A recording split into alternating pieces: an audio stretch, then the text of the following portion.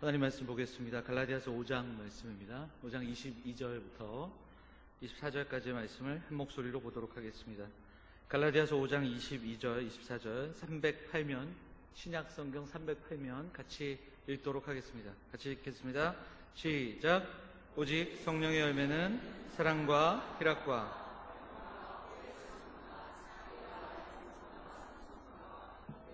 절제니 이 같은 것을 금지할 법이 없느니라. 그리스도 예수의 사람들은 육체와 함께 그 정욕과 탐심을 십자가에 못 박았느니라. 아멘. 할렐루야. 오전에 쉬시고 오후에도 또 이렇게 같이 예배하게 되는데요. 오늘 오후에도 하나님 주시는 풍성함들이 있기를 소망하고 하나님 주시는 은혜로 우리가 회복과 은혜를 경험하는 귀한 시간들이 되기를 바랍니다. 자, 양옆에 계신 분들, 앞에 계신 분들 인사하겠습니다. 잘 오셨습니다. 반갑습니다. 인사할까요? 네.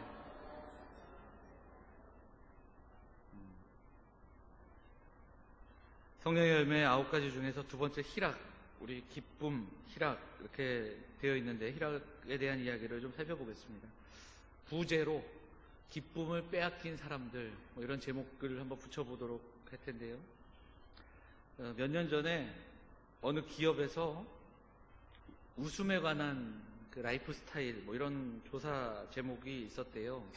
20세부터 50대까지 500명, 남녀 500명을 대상으로 설문조사를 했다고 하는데 몇 년 지나는 겁니다. 근데 우리나라 사람들이 하루에 평균 몇 번 웃을까요? 여러분 오늘 몇 번 웃으셨어요? 하루에 평균이에요. 그러니까 사람마다 차이가 있겠죠. 10번 웃는답니다. 평균 10번. 한 번 웃을 때 얼마나 웃을까요? 한 9초 웃는데요. 9초에서 10초. 그러면 10번과 이 9초를 합치면 90초예요.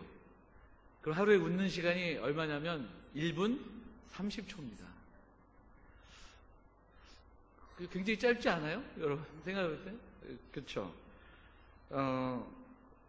오늘만 해도 여러 번 웃으셨을 텐데 어쨌든 평균이니까 그렇다고 합니다. 이렇게 자료 보니까 그러면 웃지 않고 근심하는 시간은 얼마나 될까요? 평균 2시간 정도. 1분 30초 웃고 2시간을 근심을 한대요. 그럼 남자와 여자 중에 누가 더 근심할까요? 여자가 조금 더 근심하더라고요. 한 30분 정도 더 많아요. 그러면 20대, 30대, 40대, 50대 중에 누가 근심이 제일 많을까요? 근데 20대가 제일 근심이 많대요. 참 우리나라 젊은 친구들이 근심이 많은 거예요. 제가 이거 얼마나 정통한 이 자료인지는 모르겠으나 이렇게 쳐다보다가 이런 자료를 보게 됐어요. 근데 사실 기쁨이라는 게 그렇습니다. 여러분 아침에 일어나서 난 오늘은 기뻐할 거야. 난 기쁜 사람이야. 그렇게 해서 하루가 시작되진 않잖아요. 난 기뻐해야지. 기쁨을 추구한다고 기쁨이 주어지는 건 아니잖아요. 그렇죠? 좀 이상한 거예요. 그러면 저희 집 둘째가 좀 그런 편이거든요. 이유 없이 막 웃어요. 막 이러면서 그건 좀 정상이 아닐 때가 그런 거예요. 그런 것. 어제도 혼자서 방에서 한 20분을 혼자 웃고 막 그러더라고요. 그냥 뭘 보면서 웃는지. 우리가 기뻐야겠다라고 다짐해서 기쁠 수 있는 건 아니에요. 기쁜 일이 있어야 하고 어떤 현상과 상황 속에서 그것으로 인해서 기뻐하는 겁니다. 물론 이렇게 한번 웃음이 터지면 감당이 안 될 때가 있어요. 그죠? 우리 앞에 계신 권사님들 그렇잖아요. 같이 있다가 한번 웃음이 터져서 이걸 감당 못할 때가 분명히 있습니다. 월요일날 제가 이제 특별한 일 없으면 교회 나와 있거든요. 그래서 월요일날 이제 이따 들어가면 월요일날 오후에 우리 지금 교회 1층에서 우리 김명숙 권사님 대학원에서 이렇게 같이 모여서 하는 그 프로그램이 있어요. 근데 제가 들어가 보지도 못하고 그렇게 밖에서 몇 번 들어봤거든요. 지나가다가. 근데 신기하게 계속 웃더라고요. 막 하하하하 막 이걸 근데 약간 계속 해야 된다 고 박수도 치고 막 그러는데, 중요한 거는 가만히 듣다가 보니까 저도 같이 이렇게 좀 웃기기도 하고 웃다가 이렇게 가기도 하고 그랬던 기억이 있습니다. 이 기쁨의 특징 중에 하나가 그건데요. 기쁨 자체를 추구하지 않습니다. 그러니까 상황과 그리고 무언가를 얻을 때 기쁜 것이고 무언가를 경험할 때 기쁜 겁니다. 운동을 할 때, 운동 좋아하시는 분들은 운동을 할 때 기쁜 것이고요. 더구나 그 운동 가운데 승부를 좋아하시는 분들은 운동했는데 그 사람한테 이길 때 더 기쁜 거예요. 저처럼 먹는 거 좋아하는 사람은 먹는 거, 맛있는 거 먹으면 굉장히 기쁘거든요. 동감하시지 않습니까? 근데 그 맛있는 걸 먹을 때 정말 좋은 사람들하고 같이 좋은 대화 나누면서 먹으면 더 기쁜 거예요. 그런 기쁨이 우리에게 있는데, 그런데 성경에서 말하는 희락과 기쁨은 조금 더 다른 거예요. 그러니까 그 기쁨이 뭔지를 우리가 오늘 좀 묵상하고요. 그리고 좀 나누고 기도했으면 좋겠습니다. 누가복음 10장 20절 말씀인데요. 한번 볼게요. 같이 읽어볼까요? 누가복음 10장 20절 말씀 같이 읽겠습니다. 시작. 그러나 귀신들이 바로 그것이 너희가 기뻐해야 할 제목이다. 이 앞에 더 있어요. 네, 앞에. 자, 그러나 귀신들이, 같이 읽겠어요. 시작. 그러나 귀신들이 너희에게 항복하는 것으로 기뻐하지 말고 너희 이름이 하늘에 기록된 것으로 기뻐하라 하시니라. 누가복음 10장의 말씀인데요. 그냥 보면 이제 귀신들이 항복하는 것, 그리고 하늘에 기록된 것, 이렇게 우리가 액면으로 문자 그대로 이해할 수 있지만, 요걸 다른 번역에서 찾아보면 바로 이 번역이 있어요. 똑같은 구절입니다. 같이 읽겠습니다. 시작. 너희가 하나님을 위해 하는 일이 아니라 하나님께서 너희를 위해 하시는 일, 바로 그것이 너희가 기뻐해야 할 제목이다. 우리가 무언가를 하고 우리가 경험하는 무슨 현상, 상황이 아니라 하나님이 너희를 위해 하시는 일, 그것이 기쁨의 제목이다. 이게 좀 근원이 다른 기쁨을 이야기하고 있는 겁니다. 근원적으로. 자, 사도행전 3장은 한번 찾아보겠습니다. 사도행전 3장 한번 찾아볼까요? 사도행전 3장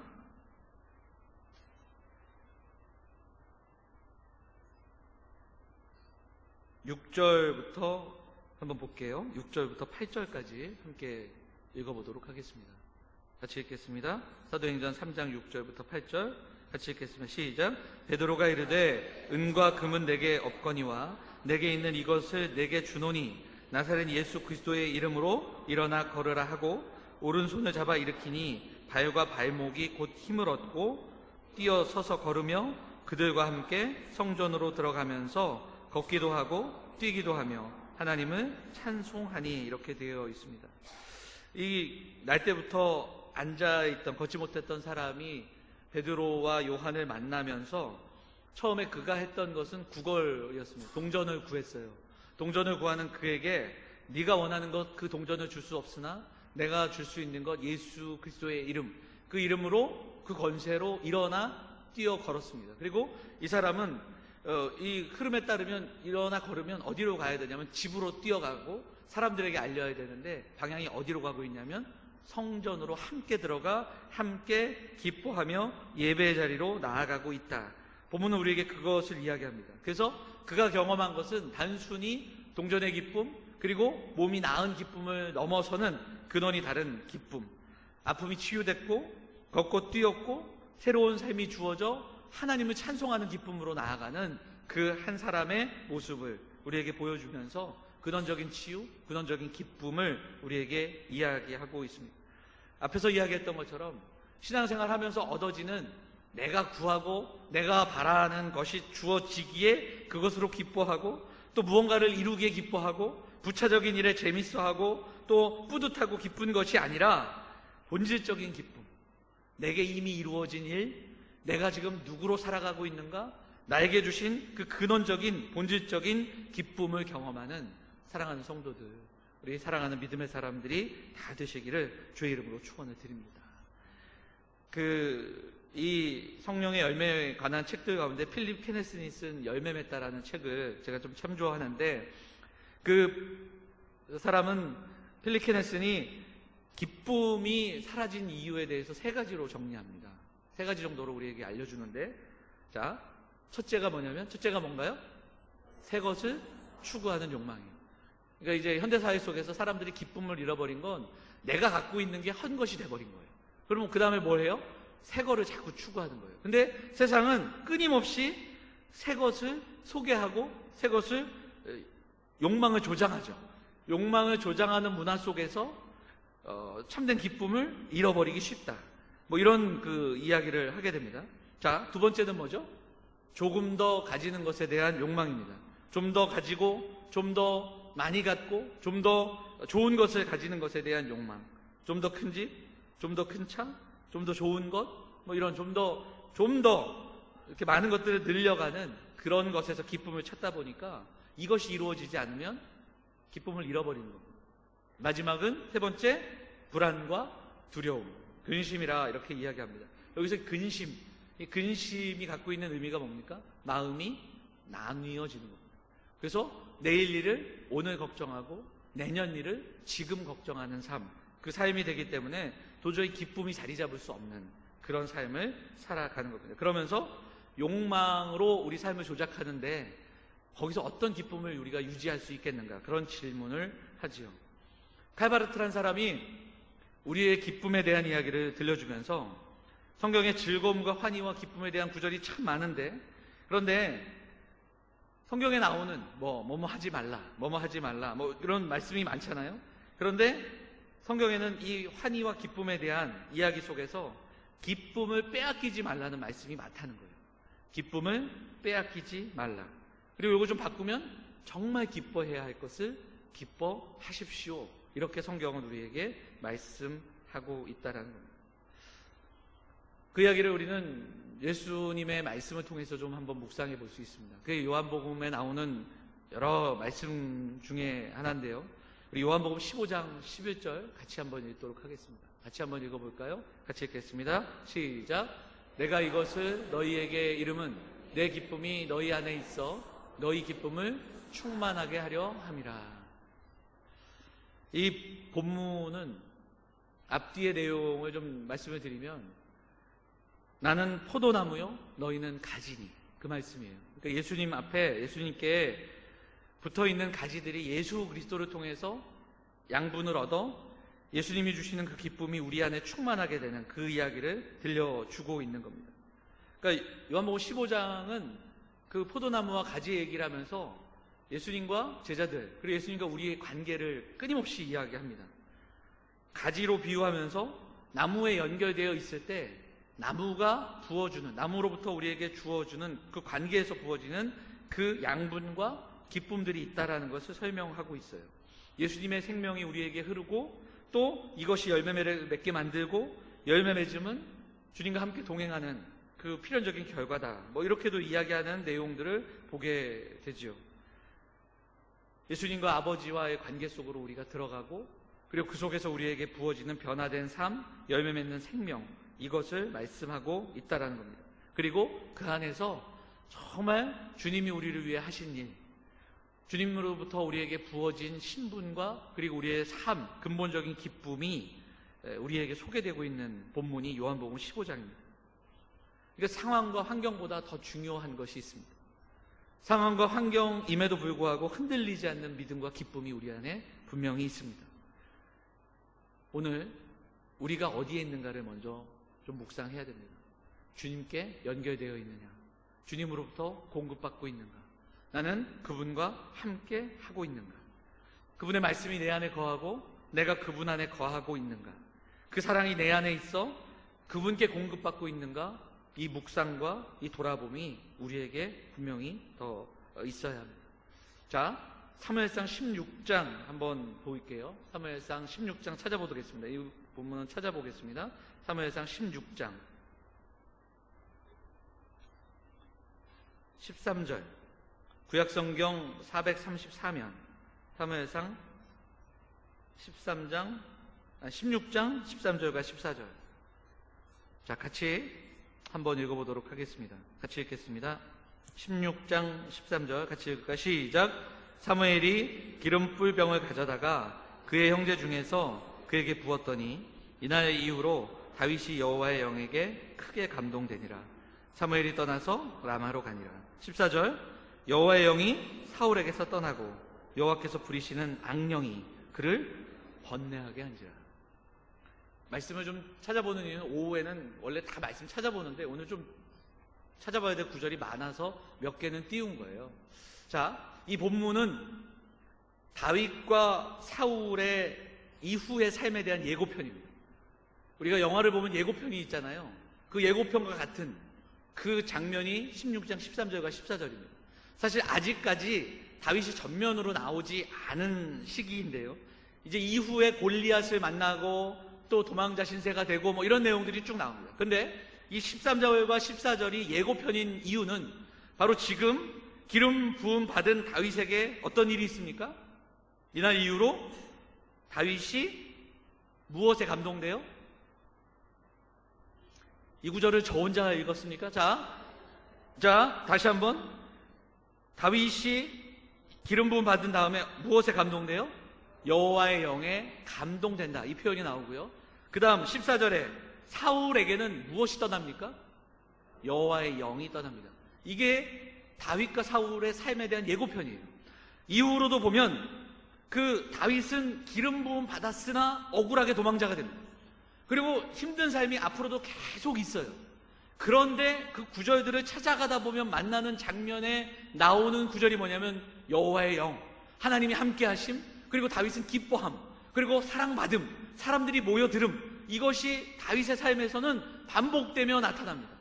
힘들고 어려운 삶은 계속되나 다윗에게 붙여지는 것은 하나님과 함께하고 하나님의 영이 부어지고 감동되고 더 귀하게 되고 사랑받게 되고 사람들이 모여듭니다. 자, 그 다음에 14절, 사울은 이후에도 지도자고 이후에도 권력자예요. 그럼에도 불구하고 이 구절 이후에 사울에게 따라붙는 그 내용들이 뭐냐면 여호와의 영이 떠납니다. 여전히 힘이 있고 여전히 권력이 있고 다윗을 죽이려고 하고, 그런데 그에게 일어나는 현상은 괴로워합니다. 고뇌하고 날마다 번뇌하며 살아가는 것이 사울의 삶입니다. 자, 보세요. 앞으로도 사울과 다윗의 삶을 보면 여전히 약자는 누구냐? 다윗이에요. 그런데 약자는 기뻐하고 강자는 번뇌합니다. 도망자가 다윗인데 도망자는 기뻐하고 그리고 추격자는 번뇌합니다. 피해자는 기뻐하는데 가해자는 번뇌하고 있다는 거예요. 무슨 이야기냐면 형편과 상황과 내가 하고 있는 위치 뭐 이런 것이 아니라 진정한 그 근심이 아니라 기쁨을 허락하는 것, 그것은 바로 하나님께 있음을, 하나님과의 관계가 우리에게 그 기쁨을 가져다 준다는 것을 다윗의 삶이 우리에게 소개하고 있다는 겁니다. 그래서 다윗이 결코 변하지 않았던 것처럼 우리의 예배가 먼저 회복되고 하나님과의 관계가 회복되어야 능력으로 임하는 하나님의 영이 우리 안에 계심으로 근심과 걱정을 기쁨으로 바꿔주고 슬픔과 눈물을 다시 한번 기쁨과 환희로 바꿔주는 그 근본적인 기쁨의 변화를 경험하는 사랑하는 성도들이 되어야 할 줄 믿습니다. 그 능력으로 임하시는 성령의 힘이 기쁨이 되는 그 놀라운 일들을 우리가 맛보아야 됩니다. 사랑하는 여러분, 성도는 형편이 아니라 위치가 아니라 하나님과의 관계 속에서 이 참된 희락을 경험할 수 있다는 것을 기억해야 됩니다. 관계의 회복, 예배의 회복을 경험해야 됩니다. 예배의 감격, 기름 부어짐. 아까 우리 정직한 집사님 이야기한 것처럼 그 찬양의 가사를 통해, 말씀을 통해 정말 내 안의 영이 나를 감동시키시는 그 은혜들을 예배를 통해서 경험해야 됩니다. 이후에 다윗이 도망자의 신세 그 상황들을 다 마치고 언약궤를 메고 춤을 추며 예루살렘으로 올라가듯이 우리의 예배가 그 참된 기쁨을 경험하는 그러한 살아있는 예배, 하나님의 은혜를 경험하는 예배가 되시기를 주의 이름으로 축원을 드립니다. 우리가 이 땅을 살아가면서 힘든 문제는 사실은 문제가 커서 환경과 상황 때문만은 아닙니다.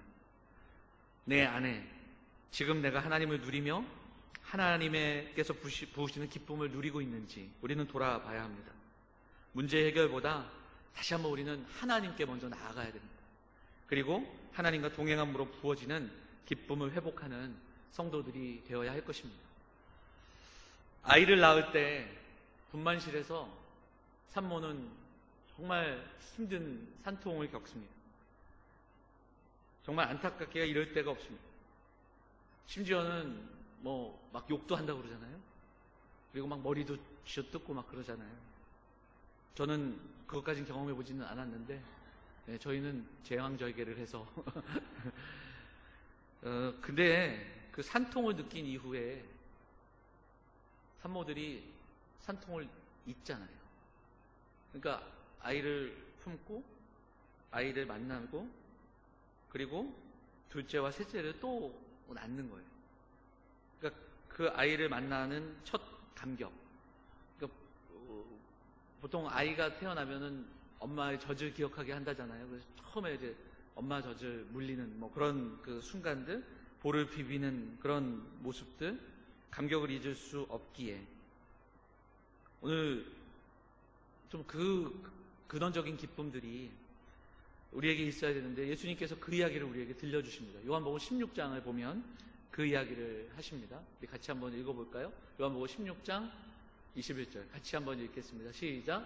여자가 해산하게 되면 그때가 이르렀으므로 근심하나 아기를 낳으면 세상에 사람 난 기쁨으로 말미암아 그 고통을 다시 기억하지 아니하느니라. 그 이야기를 들려주죠. 22절 그래서 뭐라고 말씀하십니까? 같이 읽겠습니다. 시작. 지금은 너희가 근심하나 내가 다시 너희를 보리니 너희 마음이 기쁠 것이요 너희 기쁨을 빼앗을 자가 없으리라. 아멘. 물론 이 요한복음 16장은 단순히 해산에 대한 이야기만 들려주는 게 아니라 마지막 날에 대한 그러한 이야기를 들려주는 본문임에도 불구하고 이 짧은 본문 속에서 우리는 동일하게 너희는 지금 근심하나 너희 마음이 기쁠 것이요 내가 너희를 만날 때 그때 진정한 기쁨을 빼앗을 자가 없으리라. 이렇게 말씀하고 있습니다. 주님을 만나는 그날까지 우리는 이 기쁨을 빼앗기며 살 수도 있습니다. 하루에 1분, 2분, 5분 정도도 기뻐하지 못하며 근심하며 또 한숨을 쉬며 살아가는 인생, 그렇게도 살아갈 수 있습니다. 그렇다면 우리는 다시 한번 우리 안에 있는 기억을 더듬어야 됩니다. 그리고 나를 향한 하나님의 사랑을 묵상하고 그리고 주님을 떠올려야 됩니다. 그리고 하나님께서 우리 안에 심겨주신 그 하나님의 사랑과 그리고 흔적들을 다시 한번 찾아내야 됩니다. 우리가 누구인지 그리고 우리가 어떤 사랑을 받고 있는지를 기억하면서 주님을 만난 그때, 주님을 만난 기쁨과 감격, 그리고 내가 받고 있는 은혜, 이것을 기억하며 예배해야 됩니다. 예배할 때 우리는 조금 더 적극적으로 예배해야 됩니다. 예배를 통해서 준비하며 기대하며 찬양하며 그 예배를 통해 하나님이 부어주시는 기쁨을 경험할 수 있어야 됩니다. 잠깐 신이 나는 그런 흥이 아니라, 인스턴트식 기쁨이 아니라 정말 무엇과도 비교할 수 없는 기쁨. 나 같은 것도 구원하시고 나를 위해 십자가 지시며 나를 하나님의 자녀로 흑암의 권세에서 그 나라의, 그 사랑의 아들의 나라로 옮겨주신 그 하나님의 은혜를 깊이 묵상하며 우리는 이 땅에서 참된 기쁨을 경험하며 살아가는 믿음의 사람들이 되어야 할 줄 믿습니다. 그래서 쾌락과 희락을 분별하며 살아가고 헛된 기쁨과 참된 기쁨을 분명하게 분별하며 살아가는 저와 여러분 될 수 있기를 간절히 소망합니다. 사랑하는 여러분, 오늘 이 시간에 우리의 예배 회복을 위해서 기도하기를 원합니다. 하나님 앞에 예배할 때 오늘 오후에 계신 분들은 직분자들이고 또 신앙생활 오래 하시는 분들이 많으니까 예배 시간을 정말 우리는 지켜야 됩니다. 여기 계신 분들한테 해당되는 내용은 아닐 수 있겠지만 예배는 기대하며 준비하며 소망하며 나가야 됩니다. 그리고 그 예배에 동참해야 됩니다. 참여해야 되고요. 그 예배를 함께 예배해야 합니다. 예배 속에서 살아계신 하나님을 예배하며 부어지는 은혜를 경험해야 됩니다. 장차 주님 오실 때 우리는 기쁨을 빼앗기지 않겠지만 오늘 이 시대를 살아가면서도 우리는 이 예배를 통해 그리고 말씀을 통해 성령의 능력을 통해 기쁨을 빼앗기지 않는 그런 사람들이 되어야 할 것입니다. 베드로전서 1장 8절 9절을 보면 이렇게 이야기합니다. 우리 같이 한번 읽겠습니다. 같이 읽어볼까요? 시작. 예수를 너희가 보지 못하였으나 사랑하는도다. 이제도 보지 못하나 믿고 말할 수 없는 영광스러운 즐거움으로 기뻐하니 믿음의 결국 곧 영혼의 구원을 받음이라. 베드로 사도가 흩어져 있는 성도들 그리고 근심하고 걱정하고 또 고통받는 성도들에게 다시 한번 이야기합니다. 예수를 너희가 보지 못하였으나 여전히 사랑하지 않느냐. 보지 못하고 그리고 보지 못하나 믿고 말할 수 없는 그 영광된 기쁨을 다시 한번 회복할 것을 권면하고 있습니다. 우리가 그런 사람들입니다. 여전히 아직까지는 보지 못하지만 그 참된 기쁨을 잃지 않으며 빼앗기지 않으며 살아가는 저와 여러분 될 수 있었으면 좋겠습니다. 한 구절만 더 보고 말씀 마치겠습니다. 제가 정말 좋아하는 말씀이고 자주 우리가 나누는 말씀인데 고린도후서 6장 10절 같이 읽겠습니다. 성도가 누구인가를 선언하는 말씀입니다. 같이 읽을까요? 시작. 근심하는 자 같으나 항상 기뻐하고 가난한 자 같으나 많은 사람을 부요하게 하고 아무것도 없는 자 같으나 모든 것을 가진 자로다. 아멘. 그게 바로 저와 여러분 우리가 살아가는 삶의 모양인 줄 믿습니다. 신방을 해보면 이렇게 정말 살아가시는 분들을 만날 때가 있습니다. 답답하고 안타까운 삶을 살아가심이 분명한데도 그 안에 무엇과 비교할 수 없는 기쁨을 보여주시는 성도들을 만날 때마다 더 겸허해지고 또 신방을 오히려 받을 때가 있습니다.